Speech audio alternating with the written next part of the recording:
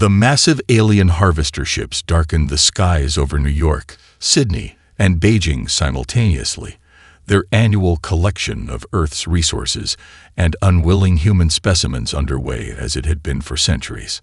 On the Harvester command deck, Administrator Zexthal monitored the operation with 6 bored eyes. Primitives never change, he chittered to his subordinate, still cowering in their shelters. Then the oceans began to boil. From the churning Pacific rose the ESS Nemesis, Earth's first warship, water cascading from its obsidian hull. The vessel, nearly twice the size of the largest harvester, bristled with weapon systems the alien scanners couldn't even categorize. In Moscow, Shanghai, and Buenos Aires, sister vessels Retribution and Vindicator emerged from hidden underground hangars. Humanity's decades of reverse engineering crashed alien tech, and quietly preparing for this day had paid off. Inside the Nemesis's bridge, Admiral Helena Chen watched the harvesters through mirrored eyes. "Begin transmission," she ordered, her voice steady despite the adrenaline. On every harvester view screen appeared her weathered face, framed by silver-streaked black hair. "This is Admiral Chen of United Earth Defense. You have 60 seconds to withdraw from Earth orbit before we open fire. Your harvesting days are over." The alien commander's mandibles clicked in amusement. "Impossible. Your species is at least a century from." His words died as the Nemesis targeting systems locked onto his vessel, and for the first time in his long life, Administrator Zexthal felt fear. In the bowels of the Nemesis, Chief Engineer Damon Rodriguez felt the massive engines thrum beneath his feet as power diverted to weapon systems. He'd helped design these engines, sacrificing 12 years of his life in an underground facility beneath the Mariana Trench, never seeing the sun. Now, as status indicators flashed green across his console, a fierce satisfaction washed over him. Particle cannons at full charge, he reported through his neural link. Gravitational distortion matrix stable. Around him, 300 engineers, representing every nation on Earth, worked in orchestrated precision. None wore uniforms. This wasn't a traditional military operation. They were scientists, academics, and technical specialists who had been quietly recruited over decades, told only that humanity's survival depended on their brilliance. On the bridge, Admiral Chen received Rodriguez's report with a slight nod. The countdown timer on her display showed 17 seconds remaining in her ultimatum. "They're scanning us with deep penetrating beams," announced Lieutenant Amara Okafor, the sensor specialist. Her fingers danced across holographic controls. "Their scanners can't penetrate our metamaterial hull." Chen had expected this. The metamaterial, derived from a crashed harvester scout ship recovered in Antarctica, was designed to absorb and redirect scanning energy. The aliens were effectively looking at a sensor ghost, a warship that simultaneously appeared to be there and not there. 10 seconds, announced Commander Victor Lang, Chen's executive officer. A former UN peacekeeper, Lang had lost his family to a harvester raid in 2057. Now his face remained professionally impassive, betraying nothing of the vindication he felt. Administrator Zextal's voice crackled over the comms. "This is impossible. Your species cannot have advanced this quickly without." He paused, compound eyes widening in realization. "You've been stealing our technology." Chen allowed herself a thin smile. "Not stealing. Reclaiming what you took from those you abducted. We learn quickly, Administrator. Perhaps that's why your superiors ordered you to cull our brightest minds every harvest cycle." On the tactical display, the harvester vessels began to shift formation, energy signatures indicating weapons charging. The largest ship, Zexthal's command vessel, began opening launch bays for fighter craft. "They're deploying harvesters," Lang reported unnecessarily. Everyone on the bridge recognized the familiar pattern. The small, dart-like ships that would streak into the atmosphere to begin collecting human specimens. "Countdown expired," announced the Nemesis's tactical eye, its voice eerily calm. Chen took one final look at the harvester fleet. The same configuration that had terrorized Earth for generations. Families separated, resources plundered, humanity treated as livestock. All ships, she said, her voice hard as the metamaterial hull around them. Weapons free. All batteries, fire at will. Chen commanded as the harvesters deployed their own weapons. The Nemesis unleashed gravitational distortion beams, technology stolen from a different alien race than these invaders, that shredded the lead harvesters' shields like tissue paper. Retribution and Vindicator executed a pincer movement that Earth's simulators had run 10,000 times. Lieutenant Commander Amir Hassan manned the tactical station, his hands dancing across holographic controls. Their weapons are targeting civilian centers as a distraction, Admiral. Chen's jaw tightened. Deploy the city shields. Across Earth, shimmering energy domes materialize over major population centers. Another secret project decades in the making. The Harvester Commander, panicking now, ordered a concentrated attack on the Nemesis. The barrage struck the warship's experimental phase shift shields, and for 3 seconds the vessel appeared to disintegrate under the assault. Then it phased back into normal space, completely undamaged, directly behind the command harvester. Send the message, Chen ordered. A quantum-encrypted transmission burst across the galaxy to the heart of the Galactic Concord. Footage of Earth's warships obliterating the harvesters, followed by Admiral Chen's face. For centuries, you've treated Earth as your personal farm. That ends today. We're coming for answers, and you won't like our methods of interrogation. In the Concord's Grand Assembly Chamber on distant Hethora Prime, 27 species watched in stunned silence. Delegate Korvosh of the dominant Azurian race turned to his colleagues, mandibles twitching nervously. How did they advance so quickly? More importantly, replied Delegate Miran, her chromatophores flashing danger patterns, what else are they hiding? The bridge of the Nemesis shook as alien counterfire found its mark against the conventional armor sections. Admiral Chen gripped her command chair as damage reports flowed in through her neural interface. Port shield generators at 60%, reported Ensign Tamara Iwu, sweat beading on her dark forehead despite the bridge's climate control. They're learning our phase shift frequencies. Chen nodded grimly. As expected, switched to rotational harmonics. The Nemesis's shields began cycling through thousands of phase variations per second, another innovation born from the integration of multiple alien technologies. What the Concorde had kept separate, humans had combined. Through the tactical display, Chen watched as Retribution and Vindicator executed their flanking maneuver with surgical precision. Captain Hidalgo's voice came through the secure channel from Retribution. We have targeting solution on their propulsion systems. Negative, Captain, Chen countered. Drive them toward the moon. Operation Guillotine is in effect.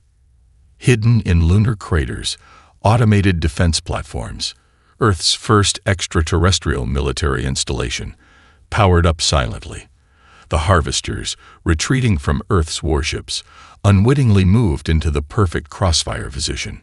On the Nemesis bridge, Lieutenant Commander Hassan monitored the tactical situation with growing satisfaction. Harvesters entering lunar defense grid range in 5, 4. Administrator Zextal's panicked voice broke through on an open channel. This is impossible. You were primitives. We visited just 30 orbital cycles ago. You should have paid closer attention, Chen replied coldly. Those weren't research teams you were abducting. They were our brightest minds. The lunar defense grid activated, invisible gravitational tethers locking the harvester ships in place as precision energy weapons targeted their vital systems. Not to destroy, Chen had emphasized this in the engagement protocols, but to disable. We need their ships intact, she reminded her officers. And I want prisoners. Hassam looked up from his console, surprise evident in his expression. Admiral, I'm detecting quantum fluctuations from the command harvester. They're preparing a fold jump. Chen leaned forward. Lieutenant Rodriguez, deploy the quantum anchor. From the Nemesis's forward section, a specialized projector fired, engulfing Zextal's vessel in a field of artificially generated quantum particles calibrated to precisely counter its full drive frequencies. The Harvester's engines screamed in protest, the sound carrying even through the vacuum via electromagnetic transmissions. "Boarding teams, prepare for deployment," Chen ordered. "Protocol Prometheus is in effect." Commander Danica Shaw, leader of the Nemesis's Special Operations Division, acknowledged from a hangar bay where her troops, enhanced with limited biomechanical augmentations, prepared to board the alien vessel. "Rules of engagement, Admiral." Chen's eyes hardened. "Non-lethal where possible. But we need their navigation computers and any prisoners who can explain why Earth was targeted for harvesting. The Concorde needs to know we have proof of their operations." As the boarding shuttles launched, the lunar defense grid systematically disabled the remaining harvester vessels. Chen watched the operation unfold with grim satisfaction. Phase 1 of humanity's emergence was proceeding as planned, perhaps even better. In distant Adora Prime, the emergency meeting of the Concorde Council had descended into chaos as the quantum-encrypted transmission finished playing. The evidence was undeniable. Earth, supposedly a primitive backwater, had not only developed technology rivaling the Concorde's most advanced systems, but had decisively defeated a harvester fleet that wasn't supposed to exist. The Nemesis materialized at the edge of the Arcturus system 1 week later, its quantum fold drive leaving no trail for Concorde sensors to track. Admiral Chen had selected this system carefully, a major Concorde outpost, but one housing primarily diplomatic and scientific personnel rather than military. On the Nemesis bridge, Dr. Eliza Kagano, Earth's foremost cynoanthropologist, briefed the diplomatic team. "The Concorde isn't monolithic. 7 of the 27 member species have objected to Earth's exploitation, but were overruled. We need to exploit these fractures." Chen nodded, her eyes never leaving the tactical display showing 36 Concorde vessels moving to intercept. "And if diplomacy fails?" "Then I've identified their fuel repositories," replied Hassan, "and their shield frequencies." The Concorde Grand Hall fell silent as Admiral Chen strode in, flanked by her officers, the first humans most aliens had ever seen up close. She carried no weapon, but her presence radiated more menace than any firearm. Instead of speaking, she activated a holographic display showing centuries of meticulously documented abductions, experimentations, and resource theft. "We come with evidence and questions," Chen finally said. "Answer truthfully, and we leave peacefully. Lie, and the Nemesis demonstrates why we named it after the goddess of retribution." Concorde Security Director Vex Malik, an imposing reptilian, hissed. "Your single vessel doesn't concern us, human." Chen smiled thinly. "Who said it was single?" On cue, quantum communications revealed that Retribution and Vindicator had simultaneously appeared at 2 other critical Concorde installations, and who said we need vessels to strike. From her pocket, she produced a small metallic sphere, placing it on the chamber floor. It projected a hologram of Earth's orbital defense grid, thousands of satellites armed with the same weapons as the warships. Interesting fact about humans: we're paranoid planners. The stunned silence in the Concorde Grand Hall was broken by a shuffling movement from the back of the chamber. A delegate rose, one of the Philosians, an elder race known for their rigid adherence to interstellar law. "I request permission to address the assembly," the Philosian announced, its translucent skin pulsing with bioluminescent patterns that the human neural translators interpreted as formal diplomatic protocol. Concorde High Chancellor Zhu Xar gestured with a clawed appendage. "Delegate Thoran, the Assembly recognizes your right to speak." Thoran's elongated form glided to the central podium. "For 300 cycles, I have raised objections to the unauthorized harvesting operations. For 300 cycles, I have been outvoted." The beam's light patterns intensified. "Now we face the consequences of our collective arrogance." Dr. Kagano stepped forward, her eyes locked on the Philosian. "Your objections are documented in our archives, Delegate Thoran. Earth acknowledges your consistency." Murmurs rippled through the assembly. The humans had accessed internal Concord voting records, supposedly secured behind impenetrable quantum encryptions. Chancellor Zu slammed a ceremonial staff against the floor. "This is outrageous. How dare you violate our sovereign data repositories?" Chen's expression remained impassive. "We didn't hack your systems, Chancellor. We recovered the data from the navigational computers of the harvester vessels we captured.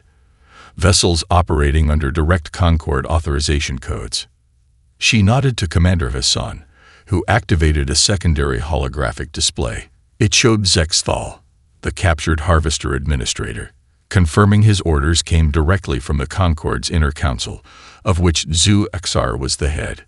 Interesting that an official who doesn't exist authorized operations that never happened, Chen observed dryly. The chamber erupted into chaos as delegates confronted each other. Species that had suffered similar exploitation found their voices, while those complicit in the harvesting operations retreated into defensive postures. Amid the pandemonium, Dr. Kagano quietly approached the Felosian delegate. "We have evidence that 7 Concord species oppose these operations. Would those 7 be interested in forming a separate diplomatic channel with Earth?" Thoran's bioluminescent patterns shifted to a range that indicated cautious interest. "What assurances can humans provide that they seek justice rather than vengeance?" "None," Kagano replied honestly. "But consider this. We could have arrived with all 3 warships and opened fire without warning. Instead, Admiral Chen insisted on this diplomatic approach first." Across the chamber, Security Director Vex Malik was furiously coordinating with military vessels in orbit. "The human vessels have penetrated our defensive perimeter without triggering a single alarm," he hissed to Chancellor Zu. "Our conventional weapons may be ineffective against their phase shift technology." Zu-Xar's scales darkened with rage and fear. "Then deploy the Sundering Protocol. I authorize full military response." The words, captured by human surveillance systems, were immediately transmitted to Chen's neural interface. Her expression remained unchanged, but she discreetly signaled Commander Hassan. "Military authorization confirmed," Hassan whispered. "Retribution and Vindicator report Concord weapon platforms powering up throughout the system." Chen nodded almost imperceptibly, then addressed the still chaotic assembly. "We anticipated this reaction, Chancellor.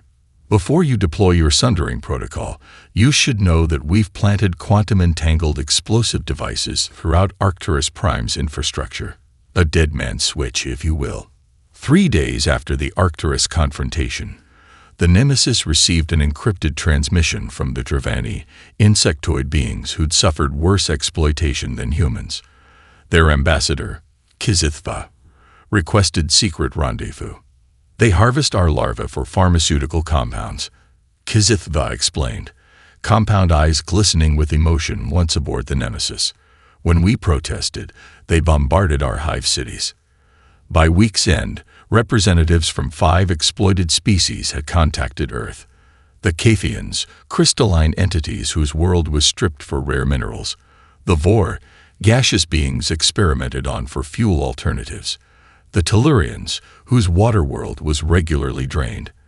And the Enix, silicon-based life forms whose communal consciousness had been repeatedly hacked for data storage. In the Nemesis conference room, these diverse beings formed the Coalition of the Harvested, with Admiral Chen elected as their military commander. Dr. Kagano observed the proceedings with wonder. Species that couldn't breathe the same air finding common cause. Meanwhile, Lieutenant Hassan led teams to each coalition homeworld, installing defense systems and training local forces. "We'll need 2 weeks to get everyone operational," he reported. Chen's expression darkened. "The Concord won't give us 2 weeks." She was right. Deep in Concord space, the military faction led by Commander Draz had convinced the Council that humans posed an existential threat. "These creatures united our victims," he argued. "Their ships appear and disappear at will. They must be eliminated before others follow their example." A battle fleet of 100 vessels secretly assembled, preparing to strike Earth directly, unaware that a human infiltration team had already compromised their command systems. The Dravani ambassador, Kizithva, hovered over the adaptive environment pad in the Nemesis's newly configured diplomatic chamber. Their chitinous exoskeleton gleamed under the specialized lighting designed to approximate their homeworld's binary star system. "Your proposal is unprecedented," Kizithva communicated through a series of clicks and pheromone releases that the ship's xenolinguistic systems translated. "No harvested species has ever attempted unity before." Dr. Kagano nodded, carefully maintaining the proper distance to avoid triggering the Dravani's territorial instincts. "That's precisely why it will work. The Concord strategy has always been isolation and division." On the chamber's central table, a holographic map displayed the known galaxy, with harvested worlds illuminated in red. The pattern was striking, each exploited civilization kept apart from others by at least 2 hyperjump distances. "Not a coincidence," noted Commander Lang, pointing to the deliberate spacing. "They designed their expansion to prevent exactly what we're attempting." The Cathian representative, a crystalline entity named Shelamora, whose faceted body refracted light in complex patterns that served as their emotional language, shifted to a frequency indicating cautious optimism. "Our defensive capabilities are minimal. The Concord disabled our planetary shields during the first harvesting cycle. That's where we come in," Chen explained, entering the chamber with Lieutenant Hassan. "Earth's defensive technology can be adapted to each of your physiological and technological requirements." Hassan activated a secondary display showing modular defense systems. "We've developed shield generators that can integrate with Cathian crystal matrices, atmospheric dispersal systems compatible with Vor gaseous physiology, and hydrodynamic barriers for Tellurian ocean cities." The NX delegate, a silicon-based collective consciousness, housed in a humanoid-shaped containment suit, emitted a series of data packets that translated as skepticism. "Our previous resistance resulted in the Concord uploading consciousness-fragmenting viruses into our communal mind. What defense exists against such attacks?" Chen exchanged glances with the ship's chief information security officer, Lieutenant Maya Rodriguez, who had been standing quietly in the corner. Rodriguez stepped forward, her neural implants glowing faintly beneath her skin. "We've developed quantum encryption protocols that should prevent consciousness infiltration," Rodriguez explained, her own mind partially interfaced with the ship's systems. "Based on our analysis of the harvester vessel's command codes, we can establish firewalls around your collective consciousness." Kizithva's compound eyes shifted through a spectrum of colors, indicating intense calculation. "The Concord maintains superior numbers and established infrastructure. Even with Earth's technology, how do we overcome such advantages?" Chen's expression hardened into the determined look her crew had come to recognize. "We don't fight fair. We fight smart." She gestured to the holographic display, highlighting key Concord installations. "Their systems are designed for conventional warfare against known quantities. We are unconventional and unpredictable." The atmosphere in the chamber shifted as the alien representatives processed the implications. The Vor delegate, a swirling cloud of ionized gas contained within a specialized field generator, pulsed with increased energy. Their version of excitement. "We can provide atmospheric manipulation technology." The Vor communicated through modulated electromagnetic waves. "Concord vessels require specific gas mixtures. We could alter them." For the first time since the meeting began, Chen smiled. "That's exactly the kind of thinking we need. Each of you possesses capabilities the Concord has exploited. Together, we turned those capabilities against them." On the bridge, Communications Officer Rodriguez's console suddenly flashed with priority alerts. "Admiral," she called through the neural link, "we're detecting unusual quantum signatures approaching Tellurian space. Concord pattern. But," she hesitated, "something's different." Chen excused herself from the diplomatic chamber, the coalition representatives continuing their strategic planning under Dr. Kagano's guidance. As she strode toward the bridge, Chen already knew the Concord wouldn't wait for the alliance to solidify. The real war was about to begin. The Nemesis emerged from Quantum Fold near Proxima Centauri, escorting a convoy of civilian vessels evacuating human colonists from the vulnerable outpost there. Sensors instantly blared warnings as a Concorde battle group decloaked. "Ambush!" shouted Hassan as the first energy torpedoes streaked toward them. Chen remained eerily calm. "Spring the trap." The Nemesis executed a maneuver that Concorde tacticians had calculated to be physically impossible, a quantum micro-jump that positioned it directly within the enemy formation. As Concorde ships frantically adjusted targeting, they fired upon each other in confusion. On the bridge, Communications Officer Maya Rodriguez monitored the Concorde's encrypted channels. "They're using Algorithm 6 for coordination," she reported with a grim smile. "Just as our intelligence predicted." "Deploy countermeasures," Chen ordered. The Nemesis released thousands of quantum-entangled drones the size of insects, each broadcasting false targeting data on Concorde frequencies. The enemy formation dissolved into chaos. Aboard the Concorde flagship, Commander Draz watched in horror as his carefully orchestrated ambush disintegrated. Impossible. Their reaction time exceeds biological limitations. What the Concorde didn't know, Earth's warships utilized a limited AI integration system, allowing human intuition to work in tandem with computational speed, a technology the Concorde had deemed too dangerous to develop. As the battle reached its climax, Chen ordered a precision strike not to destroy the Concorde vessels, but to disable their weapons and propulsion. "We aren't butchers," she announced on an open channel for all Concorde crews to hear, "unlike those who've harvested us for generations." The footage of the battle, human mercy juxtaposed against Concorde treachery, spread across thousands of worlds via quantum-entangled communication channels the Concorde couldn't block. The myth of their military invincibility lay in ruins. The bridge of the Nemesis shuddered as 3 consecutive impacts from Concorde energy cannons tested the phase shift shields. Commander Lang gripped his console, eyes fixed on the tactical display where 23 enemy vessels executed a pincer movement that would have been devastating against conventional opposition. "Predictable," Chen murmured, her neural link with the ship's limited AI analyzing the Concorde battle pattern. "They're still running simulations based on our capabilities at Earth. They haven't adapted." The executive AI, nicknamed Athena by the crew, highlighted a vulnerability in the Concorde formation. "Recommend quantum displacement to coordinates 227 Mark 84. Admiral," the AI suggested, its female-coded voice betraying no emotion despite the life-or-death calculations it performed.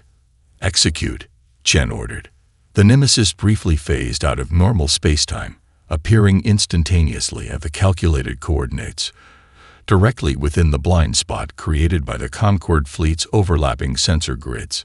Lieutenant Okafor at the weapons station didn't need orders. Her fingers danced across haptic controls, targeting 7 precision points on the lid Concorde vessels, their command and control nodes rather than vital systems.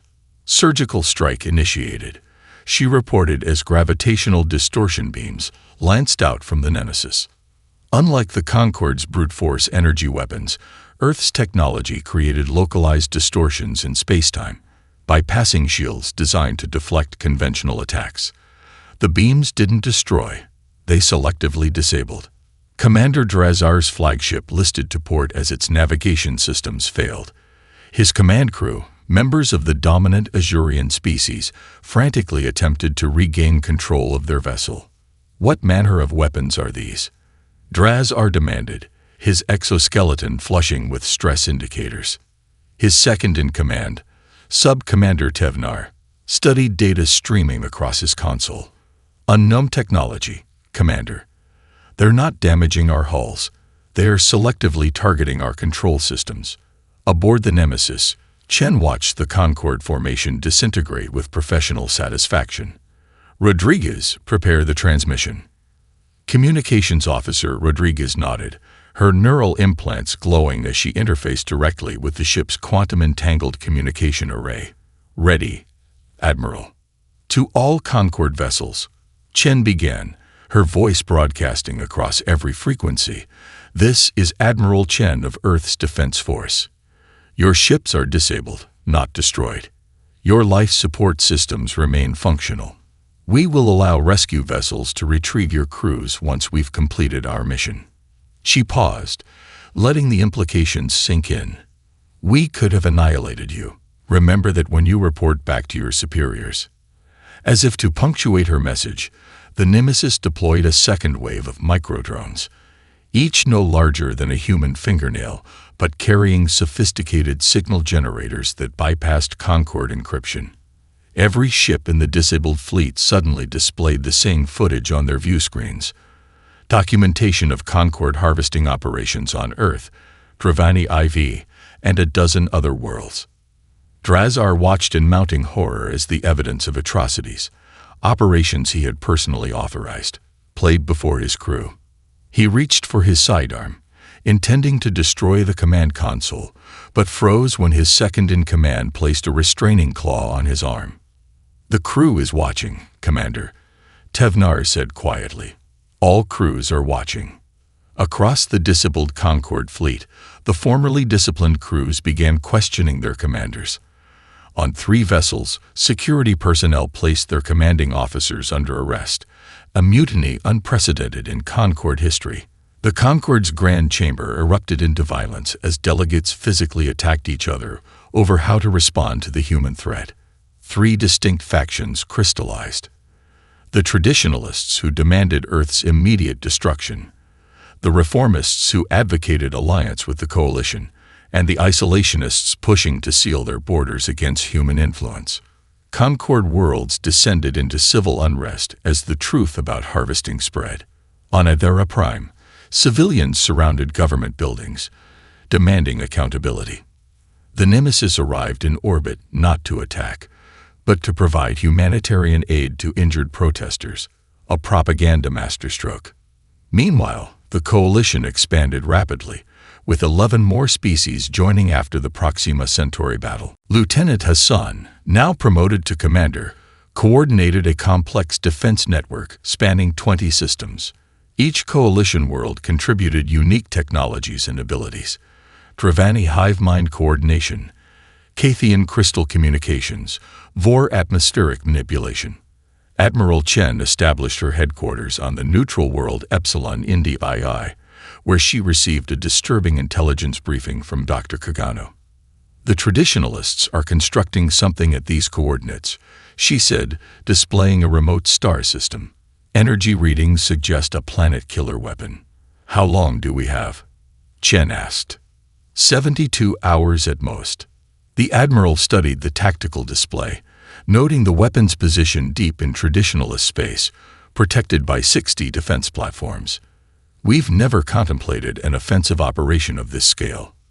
"There's something else," Kagano added hesitantly. "The weapon's core uses human DNA as a targeting mechanism. They've been collecting it for centuries, specifically to use against us if we ever became a threat." Chen's eyes hardened to obsidian. "Assemble the coalition fleet. We strike in 24 hours. On Adhera Prime, the Concorde's capital world, High Chancellor Zhu Xr fled through maintenance tunnels beneath the Grand Assembly building. The once pristine corridors of power above had transformed into a battleground as 3 factions fought for control. His ceremonial robes, symbols of absolute authority for 30 cycles, were now discarded for nondescript civilian attire. "Chancellor, this way," urged Pelvos, his chief of security, leading him toward a private hangar. "The traditionalist fleet will extract you to the fortress world of Dinava IV." Behind them, the sound of reformist security forces grew louder.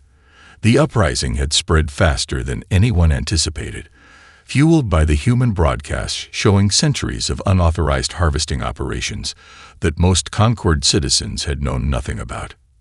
In the orbital dockyards, reformist Admiral Kalara of the Philosian species directed the redistribution of defensive assets.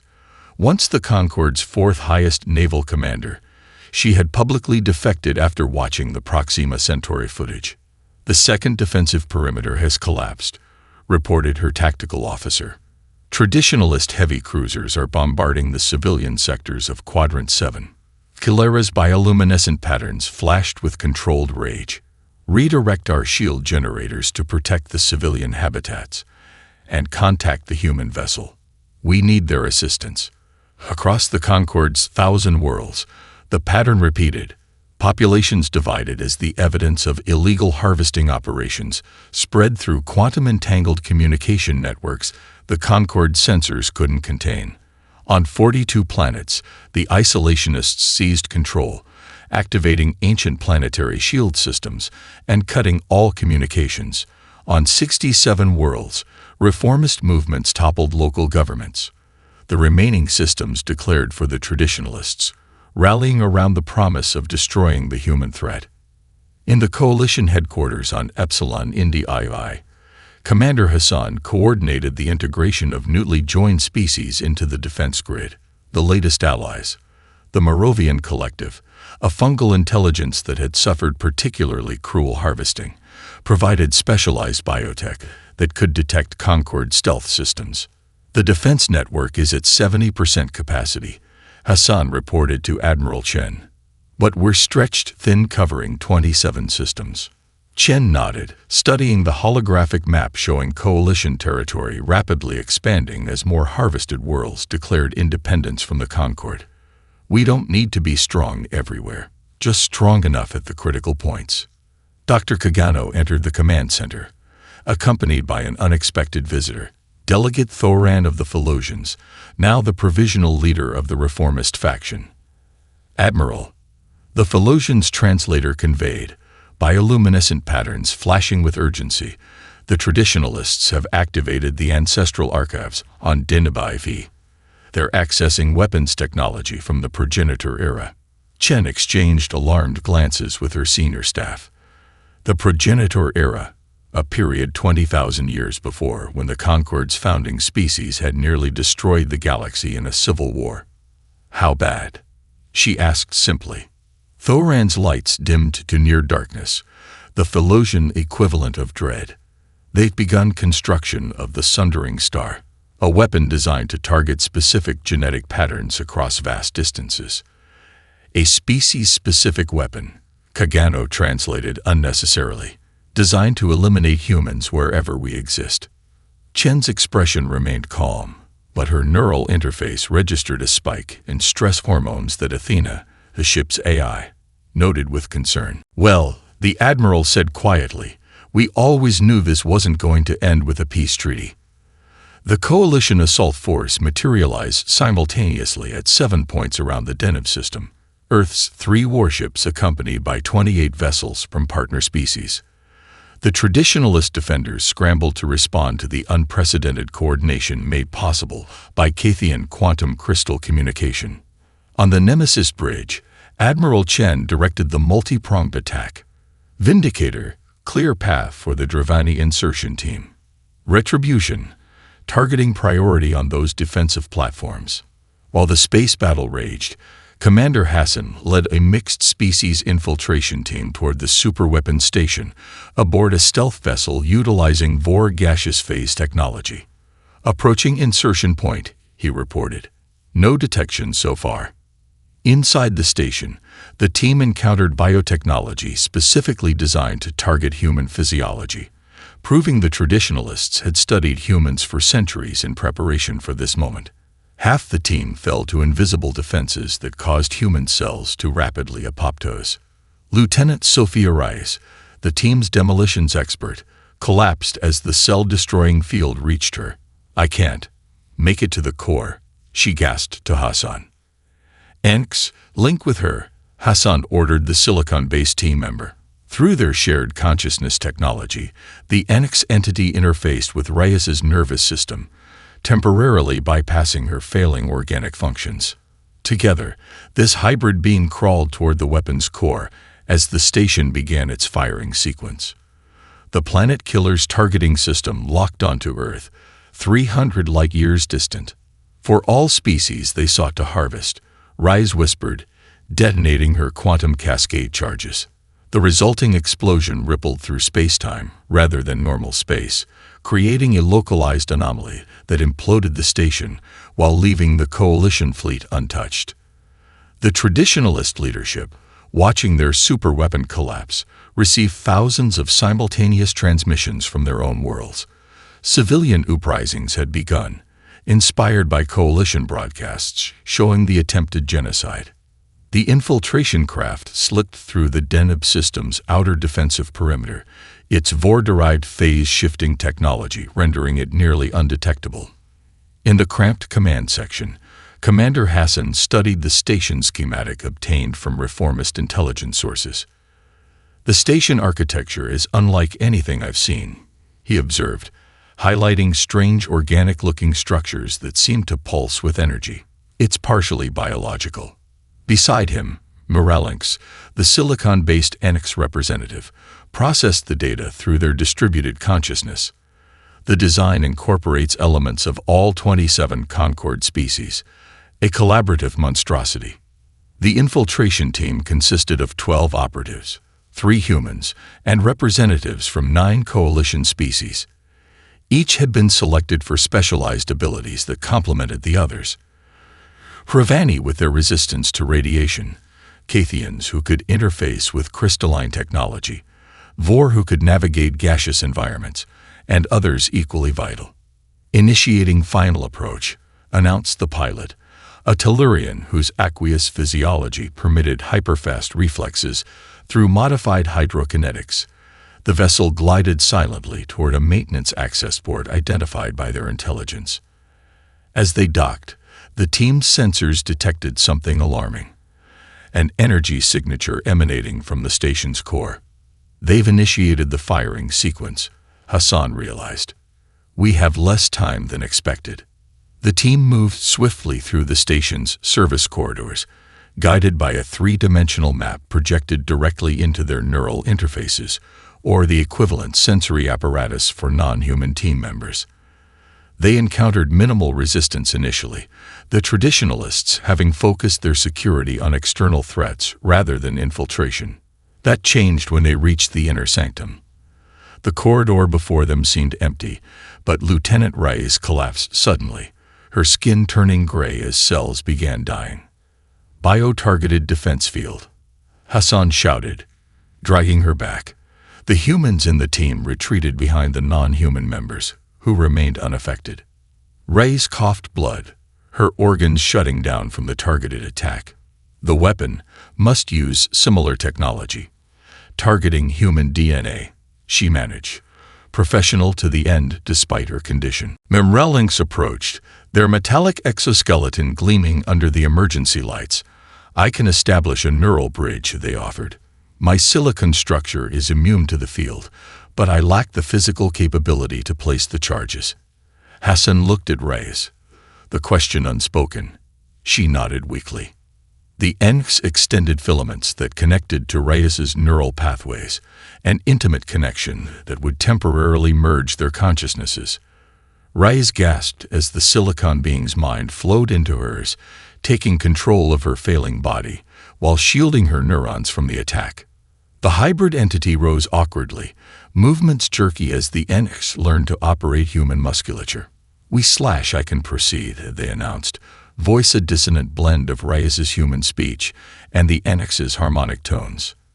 Hassan handed over the quantum cascade charges, experimental devices developed by combining human theoretical physics with Cathian crystal technology. "You have 5 minutes before the containment field destabilizes," he warned. The hybrid stumbled forward into the bio-targeting field, Reyes's body deteriorating with each step, but sustained by the Enix consciousness. Behind them, the remaining team members engaged a sudden surge of traditionalist security forces, buying precious time. At the weapon's core, the hybrid entity found exactly what the intelligence had described: a pulsating chamber filled with suspension tanks containing human genetic samples, thousands of them, harvested over centuries of abductions.